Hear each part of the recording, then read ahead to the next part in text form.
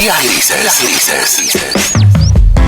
Matices que vienen bien para una recargada de energía. Relajada, pero con música. Otoño 2021. Láser FM, el sonido de Punta del Este. Otoño 2021. Ya escuchaste todas las propuestas comerciales. Fin de espacio publicitario. Dice un antiguo proverbio africano: para educar a un niño hace falta toda la tribu. Ya comienza Los Niños de Hoy. Este es tu lugar. Esta es tu tribu. Los Niños de Hoy, con la conducción de María José Corso.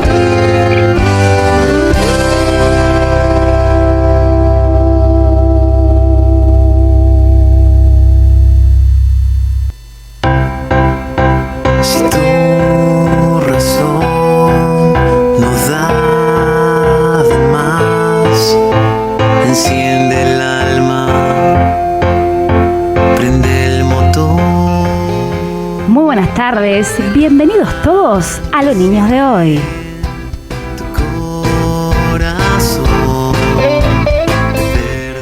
Mi nombre es María José Corso y vamos a compartir juntos este espacio hasta las 16 horas. No está escrito. Desde ya te puedes comunicar con nosotros al WhatsApp 094-07-4608. Desde el exterior marcas más 598-9407-4608. Estamos en Facebook e Instagram. Nuestra fanpage en Facebook, Los Niños de Hoy. En Instagram nos encontrás por Tribu de Hoy.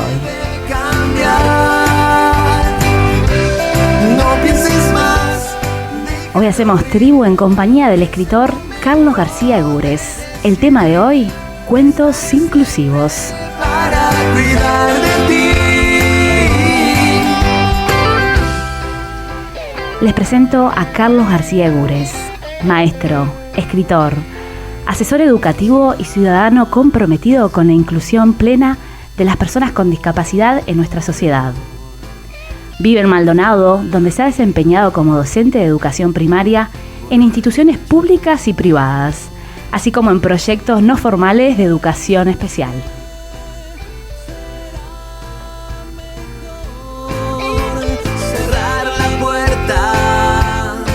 Láserfm.com.uy.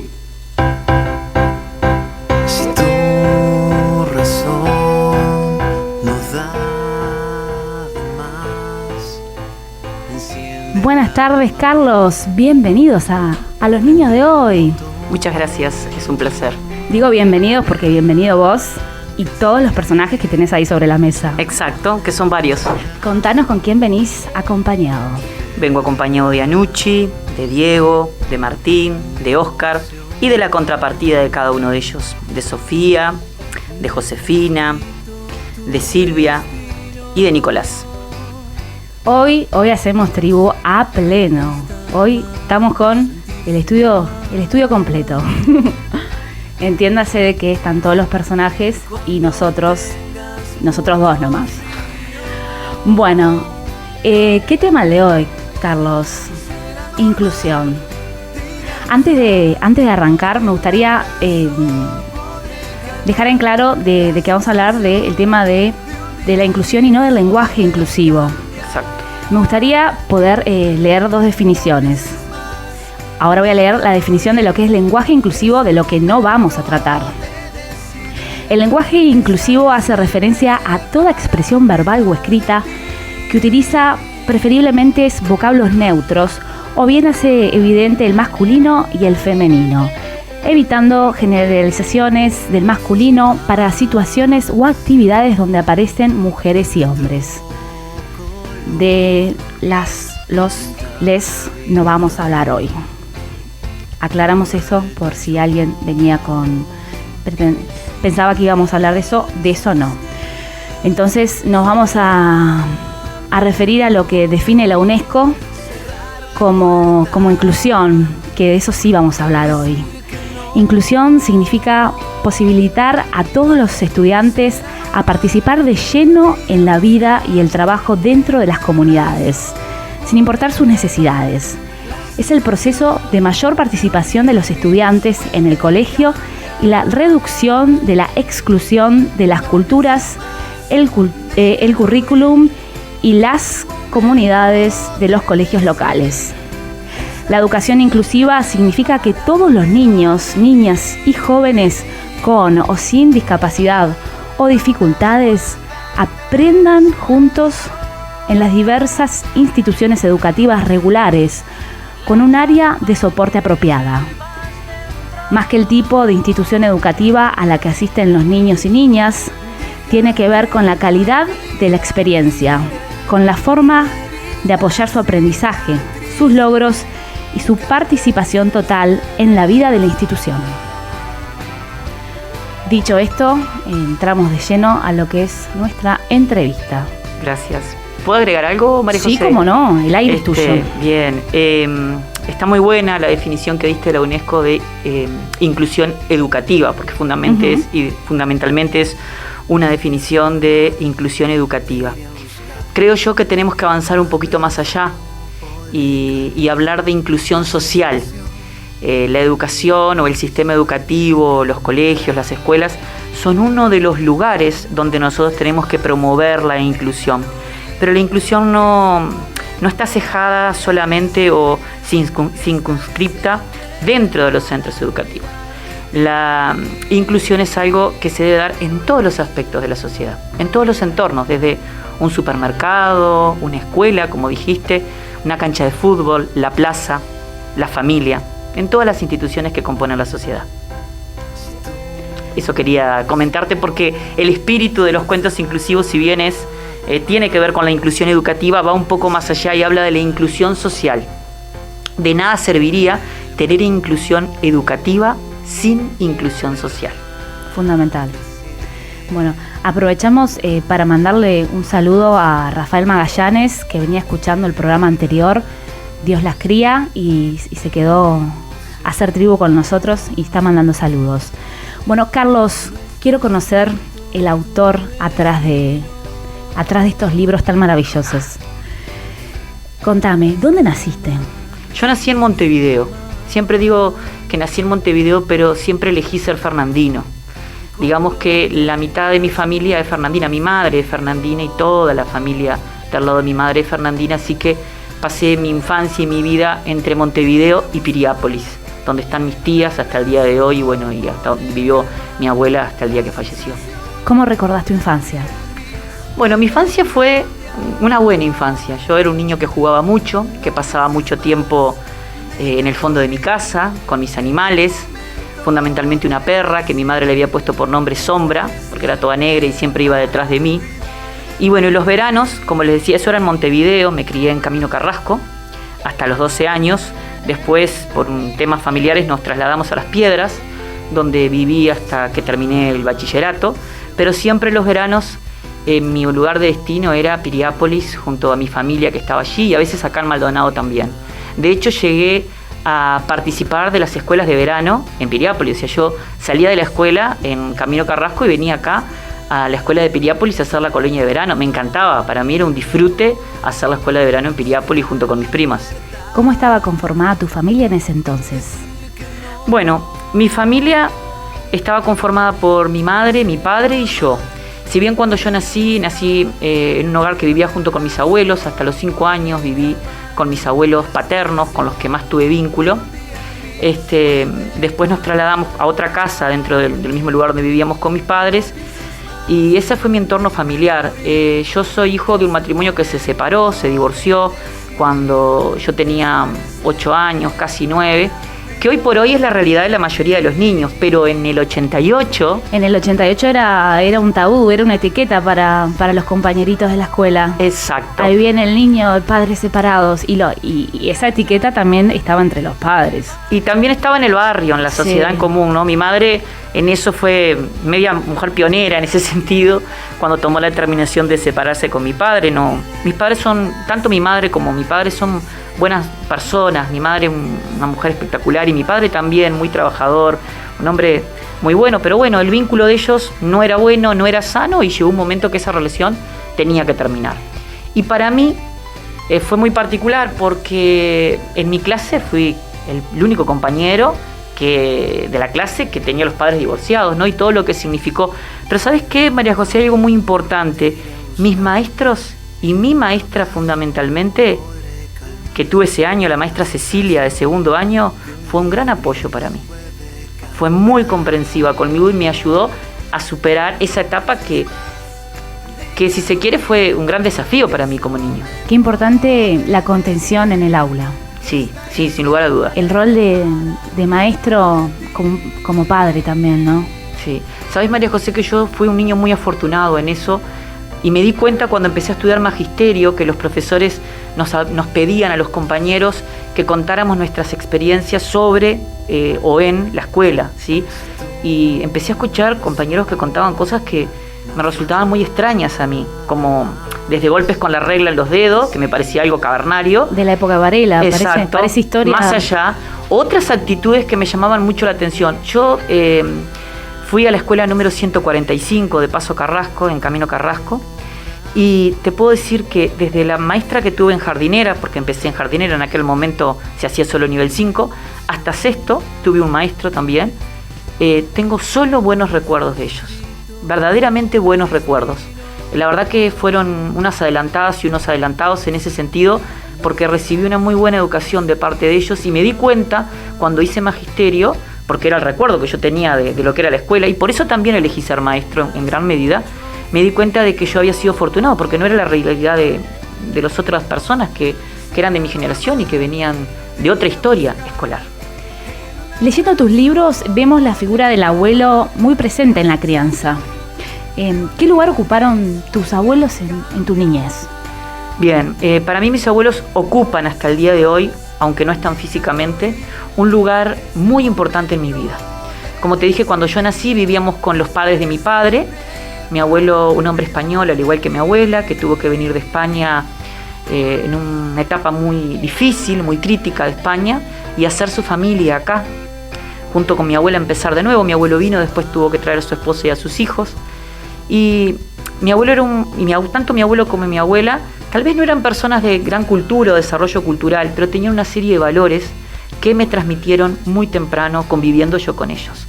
Pero también tuve vínculo con otros abuelos, ¿sí? Si bien nunca tuve mucho vínculo con el padre de mi madre por un tema familiar, lo vi 2 veces en mi vida, sí con mi abuela y con otras abuelas del corazón.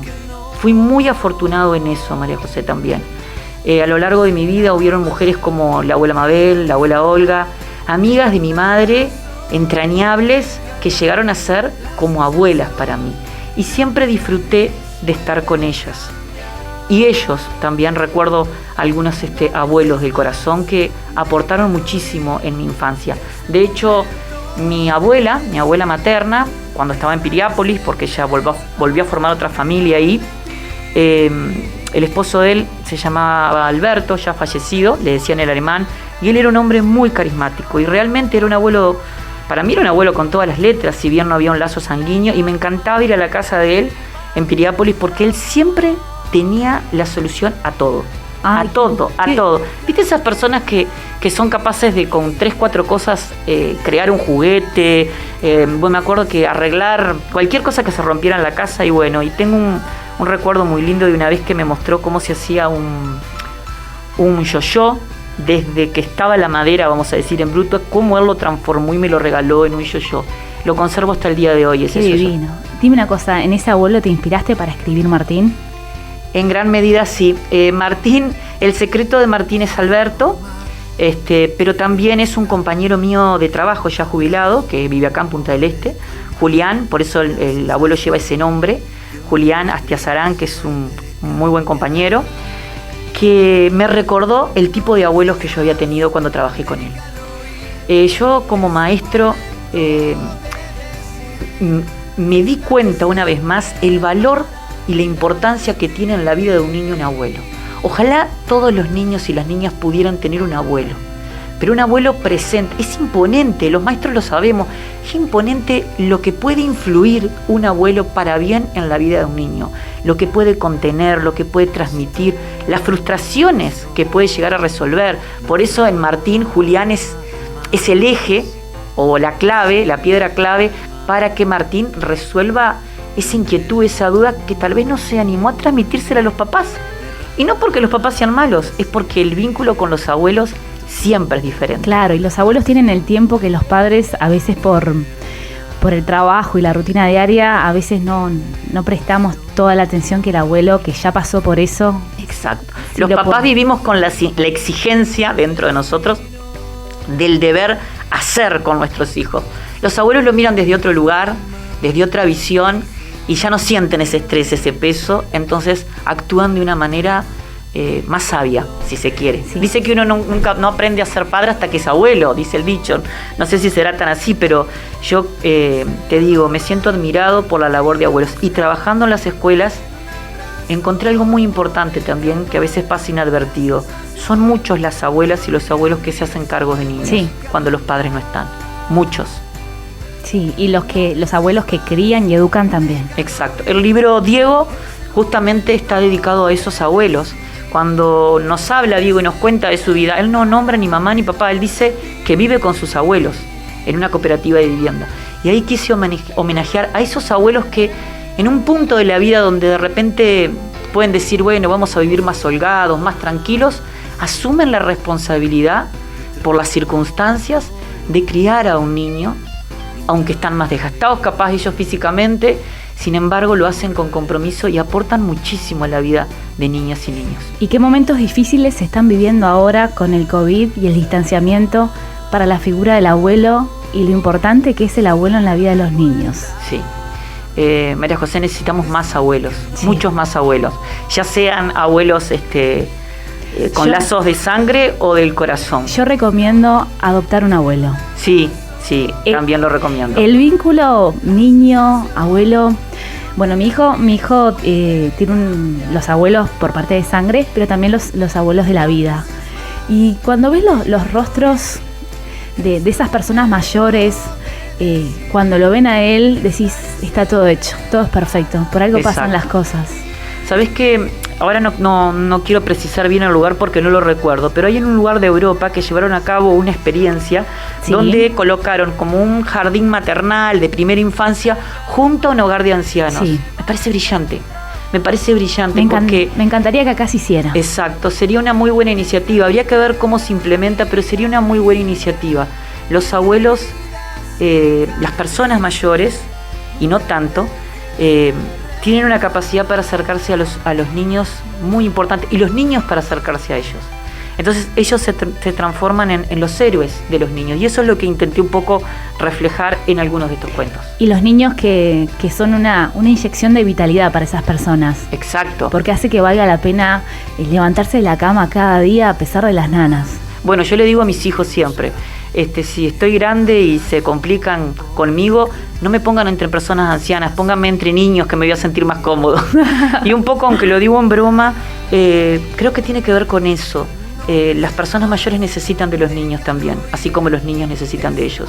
Qué fantástico sería que pudiera pasar acá eso. Tendremos que ver el tema del COVID y la cepa P1, que es la que afecta al tema de los niños, pero sería fantástico. Eso también es inclusión, María José. Sería revolucionario. Sí, y eso también es inclusión. Es brindar espacios donde las personas que de repente se sienten aisladas por una situación determinada, como puede ser un adulto mayor en determinada circunstancia, pueda tener espacios de participación y seguir aportando a la sociedad.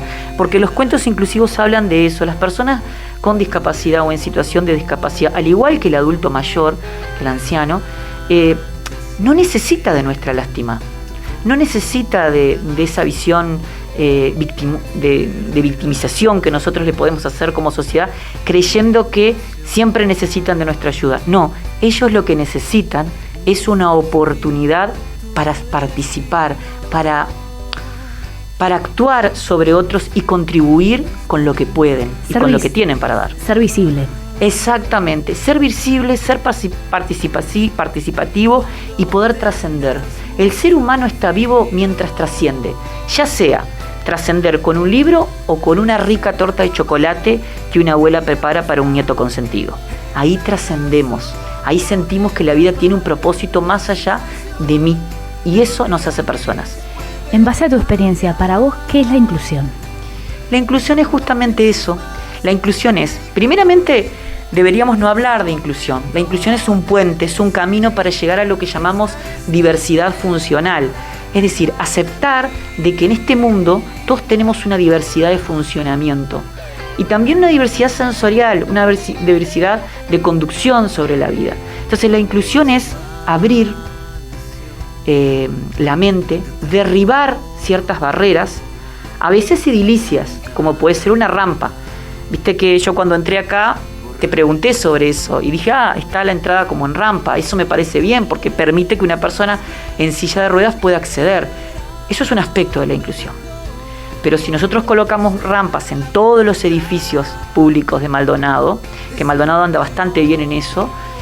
Igual con relación a las rampas, el centro de Maldonado, yo lo viví cuando mi hijo era pequeño con el coche, sí. Pero yo me preguntaba en esos momentos, la gente que anda en silla de ruedas, ¿cómo hace para andar por el centro si son 4, 5, 6 calles las que tienen subida y bajada? Bien, ahora hay bastantes más, me parece. Bueno, sí. Pero ¿sabes lo que me pasó a mí? Yo pensaba, justamente, comparando con otras ciudades, pensaba, bueno, pero hay muchas rampas en Maldonado. Y un día una alumna me dijo, en silla de ruedas, me dijo, sí, pero justo enfrente de la rampa hay varias columnas. Y ahí entendí que desde la visión mía, de pronto, desde mi visión, ¡ay, cuántas rampas hay! Pero desde la visión de la persona que se traslada en silla de ruedas, capaz que no tiene la utilidad, o aunque esté la rampa, si justo después de la rampa hay una columna, no la puede utilizar. La rampa tiene que estar en determinados lugares y de determinada forma. Pero lo que te decía, aun cuando construyamos muchas rampas y hagamos accesible desde el punto de vista urbano, Maldonado, si no derribamos las barreras mentales, los mitos, las barreras de participación institucionales o otro tipo de barreras, no va a importar. Por eso la inclusión no se soluciona, yo siempre digo, construyendo una rampa o poniendo rampa en todos lados, aunque es necesario, ni tampoco haciendo que todos los niños con discapacidad asistan a las escuelas comunes. Eso no es suficiente. La inclusión exige un cambio de paradigma en nuestra sociedad. Y estos libros vienen para eso, para ayudarnos a ver mañana que mi hijo, que mi nieto, que los niños vean a las personas con discapacidad como las tienen que ver, como personas capaces de aportar, de contribuir en la vida de otro. Entonces cuando nosotros veamos eso vamos a generar espacios. Y si yo tengo un local, mañana crezco como niño y tengo un local en Maldonado de venta, ponele, de libros, de ropa, dentro del personal que puedo contratar, perfectamente voy a tener en cuenta una persona con discapacidad, porque lo naturalicé. Sí, por ley está previsto que en instituciones donde los empleados llegan a 50 o más de 50 personas, un 2% de esos empleados tiene que ser personas con discapacidad. Que ser personas con discapacidad, justamente. Sí.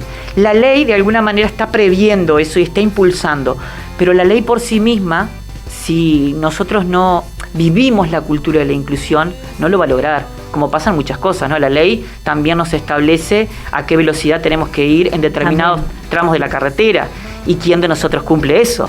Es decir, hay un tema de cultura que nosotros tenemos que desarrollar en la sociedad, de cultura inclusiva. Lo interesante de tus libros es que vos mostrás la inclusión de manera natural.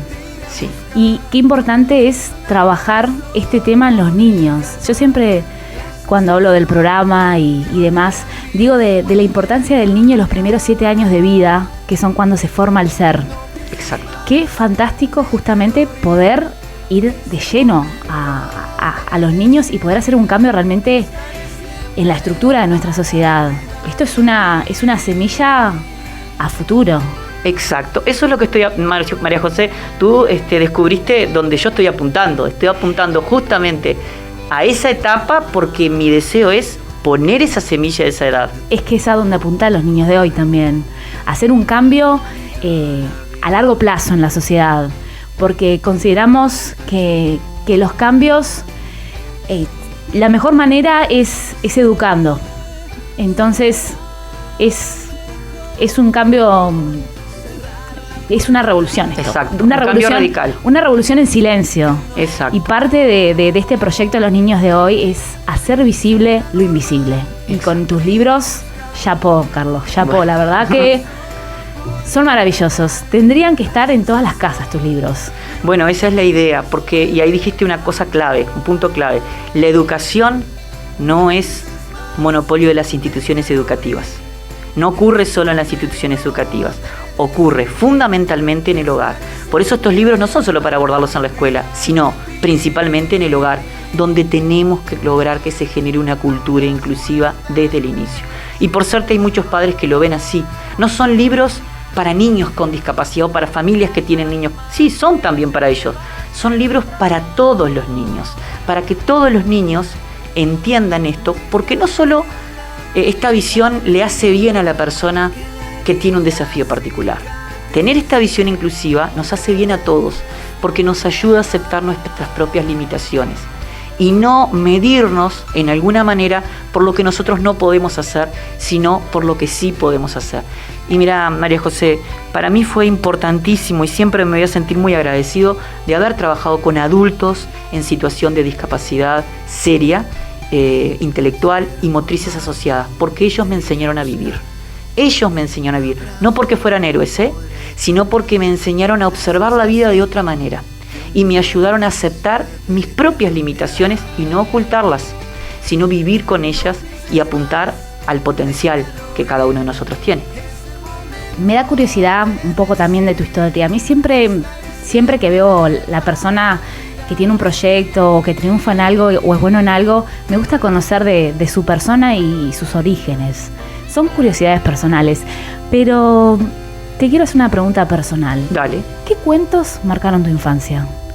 Bueno, a mí me gustó mucho la lectura desde temprano, pero si hago un viaje en el tiempo y trato de hacer el ejercicio de pensar cuál es el primer cuento que recuerdo que tuvo mucho impacto para mí, fue en una oportunidad. Mi madre estaba en una librería, estaba con mi madre en una librería, y como todo, ¿no? Cuando las madres están mirando algo, nos dejan que podamos observar, y me puso justo en una góndola, yo le llamo góndola, una estantería, en una librería donde habían libros para colorear, con historias. Levanté un libro y era la historia de David y Goliat, no sé si la conoces. Sí.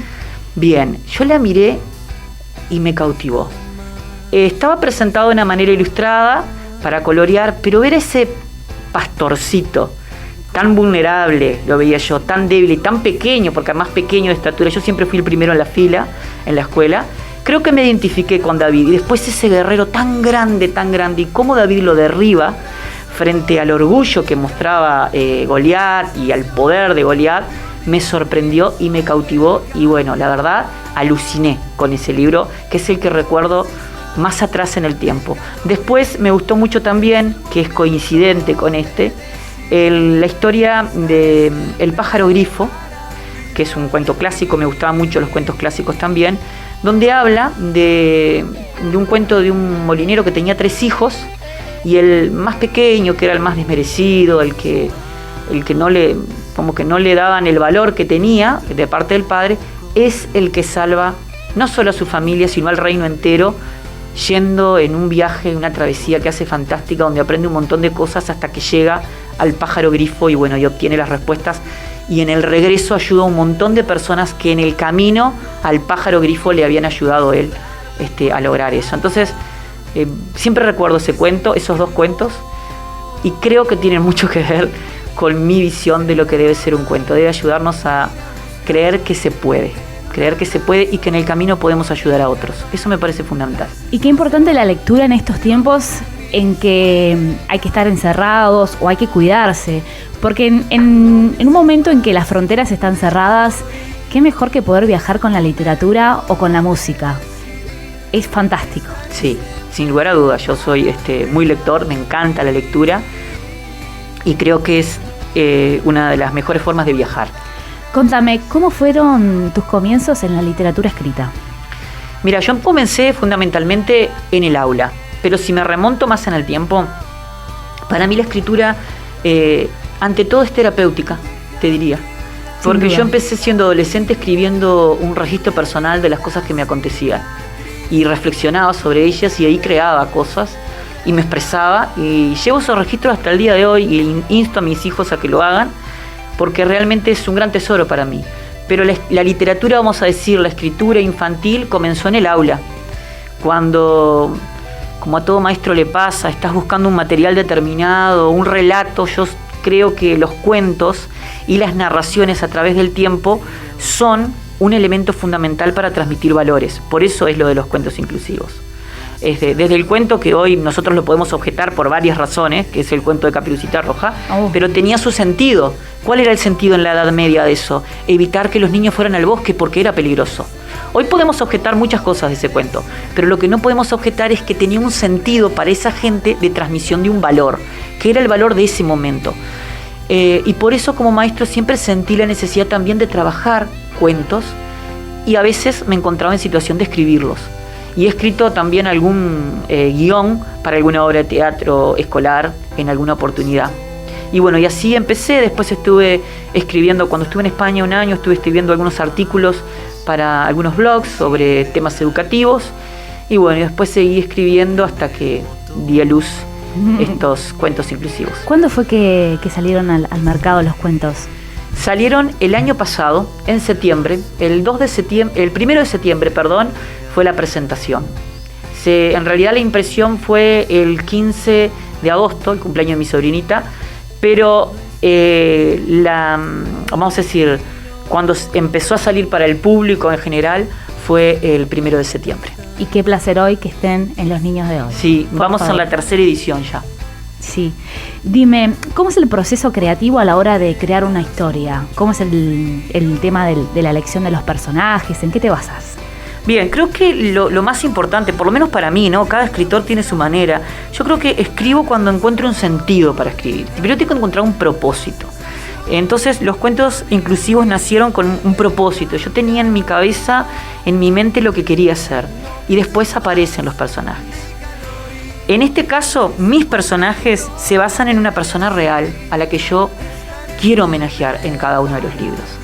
Mira, Casani, en Describir la escritura o La cocina de la escritura, no recuerdo en cuál de los dos libros, que es un escritor muy famoso, que habla sobre el proceso del escritor, dice que escribir es como un cumpleaños, como una fiesta, donde uno puede convocar a muchos actores y reunirlos. Viste que cuando vos haces un cumpleaños traes a un compañero de trabajo, traes a un vecino, traes a un familiar y los pones allí juntos en ese lugar espacio-tiempo. Bueno, en el cuento igual. Yo quise, por ejemplo, en Anuche traer a Sofía. Sofía Prudenza es una joven de Maldonado con síndrome de Down, de la que yo aprendí un montón. Y quería que alumnos míos en otro lugar y en otro momento aprendieran también de Sofía y conocieran a Sofía. Y ahí nace Anuchi, que Anuchi es la niña que va a recibir ayuda de Sofía, que es la protagonista de su cuento. Lo mismo pasa con Oscar. Oscar es un niño que recibe ayuda de Nicolás. Nicolás es el maestro Nicolás y está inspirado en un amigo que es Nicolás Peralta, que sí se traslada en silla de ruedas, pero tiene gran talento. Entonces, de una manera u otra, cada cuento está inspirado en alguien. El de Martín en Silvia Orrego, que es una profesora, una sensei de karate a la que aprecio muchísimo, y el cuento de Diego está dedicado a la familia de un niño con autismo, que es la familia de Augusto Pintos, ¿sí? Una familia que la he conocido a través del tiempo de cumpleaños y que he aprendido pila de ellos también. Que la mamá estuvo acá en el programa de Los Niños de Hoy para hablar de autismo. Exacto. Le mandamos sí. un beso a Giovanna. Un beso, Giovanna. Bueno, qué interesante todos los cuentos y todas las historias que hay atrás de los cuentos. ¿Qué querés transmitir, en resumen, en cada uno de los cuentos? ¿Cuál es el mensaje de Carlos hacia la sociedad que quiere dejar para la prosperidad en cada uno de los cuentos? Justamente lo que quiero dejar es la dignidad de cada una de las personas independientemente de sus limitaciones. Que aprendamos a ver a las personas por la capacidad y la dignidad que tienen. Nadie, María José, es tan limitado que no tenga nada para dar. Todos tenemos algo para aportar. Y a veces lo que la otra persona necesita, como dice Charlie Neme, que es un chico que hace deporte, que se traslada en silla de ruedas y yo lo sigo en Instagram, dennos una oportunidad para demostrar de todo lo que somos capaces. Y creo que eso resume, y él lo resume muy bien como una persona con discapacidad, lo que sienten las personas que pueden o no pueden transmitirlo. Dame una posibilidad en esta sociedad de mostrarte quién soy y lo que puedo. Y eso es lo que quiero que los cuentos inclusivos transmitan, desde abajo, desde los más pequeños, desde la semilla o desde la raíz o desde la base de la sociedad, esa visión de mirar al otro con dignidad y mirar al otro por lo que puede hacer. Qué profundo todo lo que estás diciendo y qué importante. Te das cuenta que estás haciendo la figura pública y estás llevando tu mensaje para darle voz a un montón de personas que a veces sufren Sí. la marginación de la sociedad.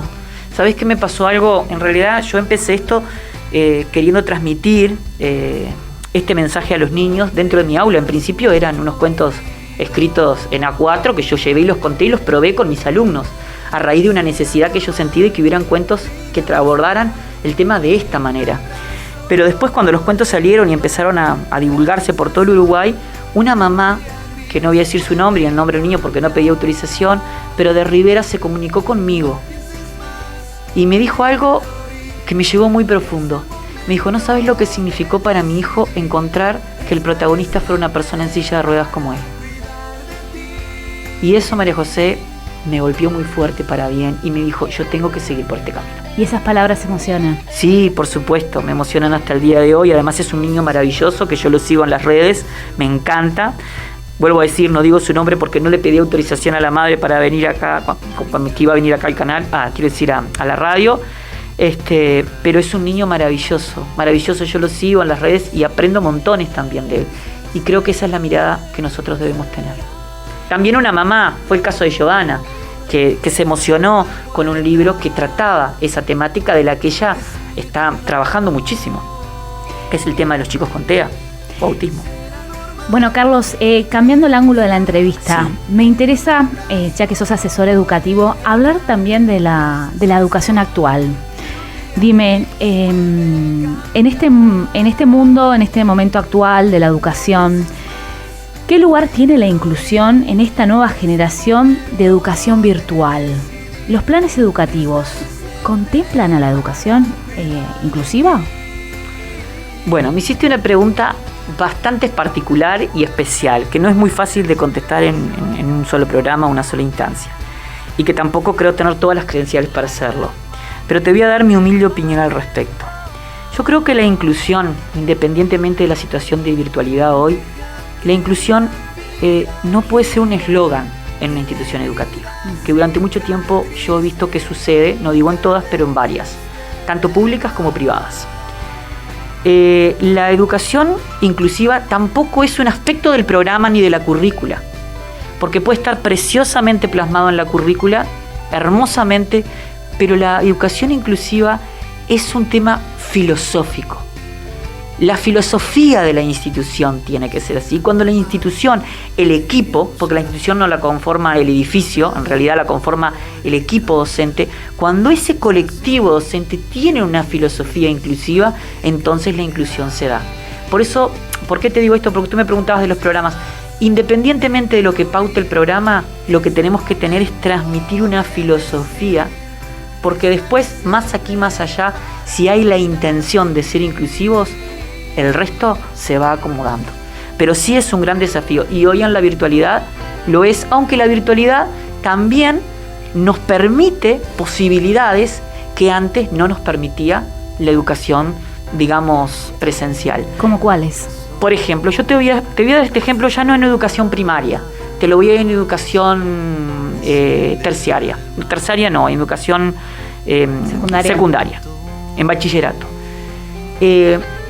Imagínate una persona que vive en Aiguá, y ya saludo a las personas de Aiguá, de donde mis antepasados son todos de ahí, que vive en Aiguá y que quiere hacer un bachillerato que no está en Aiguá y que se traslada en silla de ruedas. Hoy, si hay una educación virtual, le posibilita a esa persona poder participar de ella. Lo mismo pasa con nivel terciario. ¿Cuántos muchachos que nosotros conocemos? Y ojo, Maldonado está bastante cerca y tiene muchas universidades, pero yo conozco el interior, tuve la posibilidad, mi señora, mi esposa, mi compañera, mi amiga de vida es de Tacuarembó. ¿Cuántos chicos y chicas de allí quieren estudiar una profesión y no pueden porque no tienen los medios para ir a Montevideo? Y porque ir a Montevideo les significa una inversión muy importante. Más hoy, con una educación virtual, conozco gente que ha podido terminar y avanzar en su carrera porque pudo permanecer en el lugar. Y a veces la universidad es muy dura, muy rígida en eso, y podría ser mucho más flexible. En la escuela se hace el desafío un poquito más grande, porque el niño necesita lo concreto, necesita el vínculo, el contacto. Pero en educación media y terciaria, esto, la pandemia, sí que nos permite aumentar en inclusión. Y también en el manejo de los distintos lenguajes, porque la inclusión tiene que ver con la comunicación. Entonces, si la comunicación es solo oral, utiliza el canal auditivo, como pasa ahora con la radio, ¿qué pasa con las personas sordas? Sin embargo, la educación virtual permite que haya subtítulos, por ejemplo, o puede permitir la inclusión hoy o mañana de un lenguaje de señas, y eso va a abrirle la oportunidad a una persona sorda. Lo mismo una persona ciega. Puede repetir, ahí va a utilizar el canal auditivo, no el visual, repetir la clase para escucharla porque no tiene cómo leerla si no está en braille y si maneja braille. Entonces, creo que la educación virtual hoy puede jugar a favor de la inclusión, si sabemos cómo utilizarlo. Y llegó para quedarse, porque la verdad que en estos tiempos la educación virtual nos abre las puertas al mundo. Y hay otra cosa que hace la educación virtual y que es muy importante y creo que todas las familias lo han visualizado. La educación no es monopolio de las escuelas, insisto sobre esto. Los padres, las madres, las familias, los abuelos, los tíos, los que están hoy en la casa con los niños comprenden más que nunca que la educación depende mucho de lo que ellos hagan. Porque con la virtualidad los niños han quedado en el hogar aprendiendo. Y no es fácil siempre llegar ahí. Hay maestros más habilidosos, otros menos, otros que están aprendiendo, otros que se dan idea. Y ahí la familia es clave. Sí, gracias a la pandemia hemos sabido darle el lugar que corresponde al maestro. Hemos vuelto todos a la escuela con la pandemia. Con una alegría hemos vuelto a la escuela que ni te cuento, ¿viste? Sí, hay días que todos nos sentimos muy contentos de más, te voy a decir. Sí. Hay días que se hacen difícil y que te dan ganas de llegar a la escuela y abrazar al maestro y gracias por existir. Sí, la verdad que sí. Pero bueno, tenemos una pregunta de la audiencia. El mensajito dice así: hola, pregunta para los niños de hoy. ¿Qué pasos debe dar la sociedad para pasar de inclusión educativa a inclusión social? Gracias. Bien, me encanta esa pregunta. No sé si la persona dice el nombre, pero bueno. Graciela, me encantó la pregunta que me haces. Graciela, creo que para pasar de educación educativa y educación social, de inclusión educativa a inclusión social, lo que tenemos que es comprometernos todos los actores sociales en la inclusión. Es decir, no es que la educación o el sistema educativo va a cambiar la sociedad en una sociedad inclusiva. Va a ayudar, es necesario, pero no es exclusivo de ahí. Es decir, la educación inclusiva es un elemento fundamental, pero no el único. Debe haber movimiento también desde las demás instituciones. Llámese las de gobierno, como pueden ser las intendencias, las juntas, otras instituciones públicas, como pueden ser las que brindan servicio, clubes deportivos, iglesias, lugares donde asiste cualquier persona. Todos tienen que trabajar en la inclusión. ¿Y cómo? Teniendo en consideración las distintas formas de funcionar que tienen las personas. Entonces, cuando se hace, por ejemplo, un complejo de viviendas, la constructora tiene que estar teniendo presente que tiene que haber rampas, que tiene que haber puertas, ventanas, que tienen que haber todo lo que se necesita para que ahí también puedan vivir personas con un grado de discapacidad. Porque ahí vamos a hacer visible la inclusión. No podemos determinar que en un espacio geográfico apartado del resto vivan las personas con discapacidad y el resto en otro lugar. No, entonces, para lograr la inclusión social, todos los actores sociales, cuando digo todos los actores, digo las personas individualmente, las instituciones públicas como privadas, los comerciantes, todos tienen que visualizar la inclusión como una filosofía. Y bueno, y esto se hace desde abajo, por eso es mi apuesta a los niños, ¿no? si los niños lo empiezan a ver, ellos son los que generalmente nos hacen cambiar a nosotros, a los padres, a la sociedad adulta, y la sociedad es de ellos, el mundo que va a quedar es para ellos. Y les tengo mucha fe, sin lugar a dudas les tengo mucha fe, porque ellos por naturaleza, el niño, Graciela, por naturaleza es inclusivo. Somos nosotros los que a veces lo contaminamos. Un niño ve a una persona con discapacidad y le llama la atención, pregunta directamente, sin más rodeo. El adulto ya es más imbrincado, ya ve, ya se preocupa, se asusta. ¿Y sabes por qué? Y no quiero dejar de pasar decir esto, la discapacidad nos asusta a todos. ¿Y qué pasa cuando algo nos asusta? No queremos hablar de ello. ¿Qué pasa cuando lamentablemente, voy a poner un ejemplo para especificar esto, para ejemplificar esto? ¿Qué pasa cuando de repente tenemos una persona cercana que fallece de cáncer? Que decimos, ay no vamos a hablar de ese tema porque no, bajón no, vamos a cambiar de tema. ¿Por qué? Porque a todos nos da miedo, porque a todos nos puede pasar. Y con la discapacidad lamentablemente a veces pasa lo mismo. Aunque quiero aclarar que la discapacidad no es una enfermedad, es una condición. Pero como le tenemos miedo y nos preocupa, muchas veces creemos que no hablar de eso, no tratar de eso, es la solución. Y lo otro que pasa es, solo me involucro con la discapacidad si me toca en mi círculo afectivo, familia y amigos. Y si no, bueno, es tema del otro. Y no es así. La discapacidad es un tema de todos. Yo construyo discapacidad cuando pongo una barrera. Yo construyo discapacidad cuando quiero invitar a un amigo mío como Nicolás a mi casa y el ingreso de mi casa tiene 4 escalones y él no puede subir. Cuando yo derribo esos 4 escalones y él puede acceder, entonces la discapacidad ya no está presente ahí. Porque eso es un tema también largo para tratar. La discapacidad se define por las barreras. Cuando no hay barreras, no hay discapacidad. Ejemplo, semáforo. El semáforo marca la luz para cuándo debemos cruzar. Si el semáforo tuviera sonido, como ocurren en varios lugares del mundo, la persona ciega podría cruzarlo identificando el sonido que le dice cuándo tiene que cruzar y cuándo no. Ahí, para la persona ciega, no hay discapacidad. Por lo tanto, derribo la barrera. Si nosotros estuviéramos todo el tiempo pensando en cómo derribar barreras, entonces haríamos muchísima más inclusión. Y creo que ahí estoy contestando también la pregunta de Graciela. Graciela, el propósito de lograr una sociedad inclusiva o cómo se logra es derribando barreras desde todos lados. Gracias por tus palabras.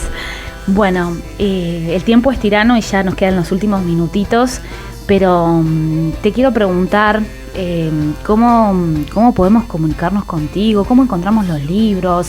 Sé que ahora están traducidos en más de un idioma. Sí, hoy por hoy están en inglés y en portugués y están para el mercado internacional a través de Amazon, pero tanto impresos como en digital. Pero para el mercado local, hablándole primero a la gente de Maldonado, les digo que están en la librería Sarandí, ahí en Sarandí y esquina Gutiérrez Ruiz, ahí siempre hay.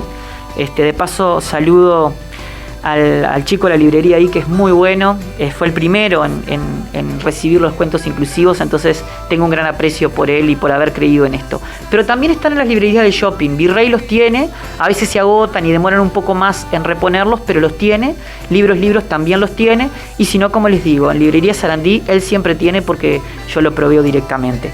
Pero también pueden tenerlos a través de la página web, que contactan conmigo. La página web es www.deseretslearning.com, y también los pueden tener por Mercado Libre, ¿sí? Si contactan directamente conmigo por WhatsApp al 095-066601, yo en Maldonado se los hago llegar directamente, y en cualquier punto del país, si compran la colección completa, el envío es sin cargo. Y ahora está viniendo con un regalito que es el libro de actividades de los cuentos inclusivos, que es un libro que tiene actividades de colorear y bueno, y otras actividades más como laberintos con los personajes de los cuentos inclusivos. No nos dio el tiempo para profundizar en todo lo que es Desert Learning, pero estás con un taller de cuentos. Sí, el Centro Cultural España de Montevideo me invitó a realizar un taller de cuentos inclusivos, y este sábado se va a llevar a cabo. Aquellas personas que quieran participar, la entrada es libre, es gratuita, va a ser virtual por la situación en la que nos encontramos hoy. Está dirigido a niños, niñas y sus familias, pero son cupos limitados. Tienen que entrar a la página del Centro Cultural Español de Montevideo, que es C de casa, 2 veces cce.gov.uy. y ahí van a poder registrarse. Sábado 29 de mayo, ¿en qué horario? A las 15 horas. Perfecto. De todas maneras, yo siempre estoy dando charlas, si hay alguien que me está escuchando, ya sea de algún centro educativo, si es en Maldonado, yo combino y voy con muchísimo gusto. Si es fuera de Maldonado, bueno, ahí a veces voy, pero tengo que acomodar un poquito más la logística y el viaje y cómo arreglar eso. Pero estoy abierto, de hecho he ido a varios centros acá educativos en Maldonado y fuera de Maldonado. Y esta semana se celebra el Día del Libro. Exacto, sí, y hay un jardín de infantes, de primera infancia, que es Bambini, que me invitó a asistir a un día justamente en el marco del Día del Libro a visitarlos. Y bueno, qué cosa más linda que poder adelantarnos a la celebración y celebrarlo acá en Tribu con los niños de hoy. Exacto. Carlos, muchas gracias por estar hoy con nosotros y por traernos todos los personajes tan bellos de tus libros, que debo destacar que las imágenes, las ilustraciones son muy atractivas para los niños. A mi pequeño le encantó el libro, no lo presta y todas las noches lo leemos juntos. Bueno, me alegro que sea así, y esa es la idea. Tu hijo está naturalizando la inclusión. Estás haciendo una gran labor y eso es lo importante para mí. Muchas gracias. Prende el motor y arranca hacia tu corazón. Te perderás de emoción.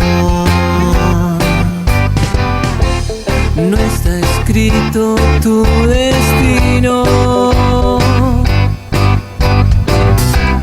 No está mal. Hoy compartimos nuestro programa junto al escritor Carlos García Egures. En esta entrega hablamos de cuentos inclusivos. Será normal, te iré a buscar. Llegamos al cierre de otra edición de Los Niños de Hoy. Los espero el próximo domingo para compartir juntos este espacio. Este es tu lugar, somos tu tribu. Besos para todos, los quiero. Chao. Es el momento de decidir. Estaré siempre para cuidar de ti.